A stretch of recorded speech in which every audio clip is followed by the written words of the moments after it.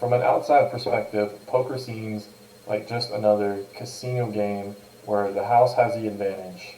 However, it is a game of skill, and players who put in the time to study the game and get better will win in the long run. Poker is a card game of hand rankings believed to be over 1,000 years old, and contrary to the popular belief, it is a game of skill and not chance. I have played poker casually for over 10 years and even played professionally for 2, and that was my main source of income. Now I will discuss the history of the game and where it came from, the most popular form of poker, which is called No Limit Texas Hold'em, and how you can study to get better and make some extra cash on the side. First, I will talk about the origin of poker and how it made its way to the US. Poker is believed to be over 1,000 years old, but according to History.com, its closest predecessor is the French game called poker, where there is bluffing involved, and bluffing is when you're betting high on low cards or bad cards. Poker was accepted by Americans when French colonists brought the game to North America during the Louisiana Purchase in the early 1800s. Thanks to its popularity among crews in riverboats, the game spread up the Mississippi River and throughout the entire nation and was a staple in Wild Wild West saloons in the late 1800s. English-speaking Americans turned the name to poker and adopted modern characteristics of the game.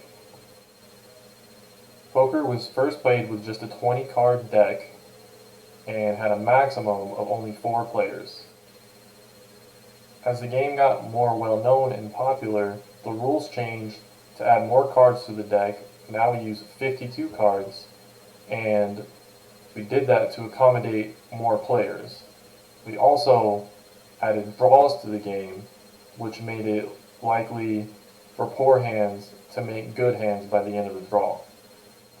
Now that you have some knowledge on the origin and the beginnings of poker, I will teach you the basics of how to play the most popular form of poker, and that is No Limit Texas Hold'em. It begins where the dealer deals 2 cards face down to every player at the table, also known as hole cards or pocket cards. After the cards are dealt, there is a round of betting, followed by the dealer placing 3 community cards face up on the table, also known as the flop. Next, the dealer turns over a 4th community card, also known as the turn, in which follows another round of betting. After the round of betting on the turn, the dealer puts 1 more card face up on the board. Next, the dealer turns over a 4th community card, also known as the turn, in which follows another round of betting.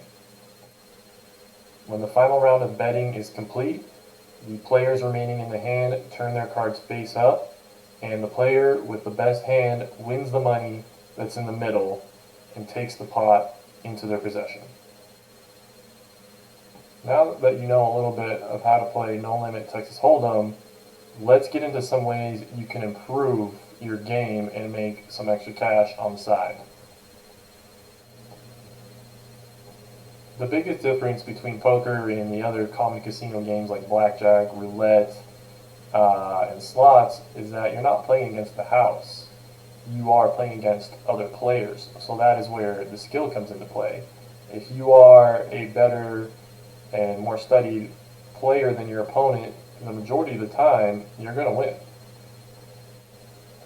The only reason casinos are willing to host these games is because they can take a portion of the pot and put it in their own pockets. It's called the rake. So according to Aaron Aronson at sprucecrafts.com, one skill you can work on to improve is knowing the rules of the game. Knowing the rules of the game will give you confidence to go out to the tables, to know what you're doing, and increase your chances of winning. Another thing you can focus on while playing is paying attention to what your opponents are doing. For example, if your opponent is playing every single hand and doesn't like to fold, a good strategy would to be playing opposite of that.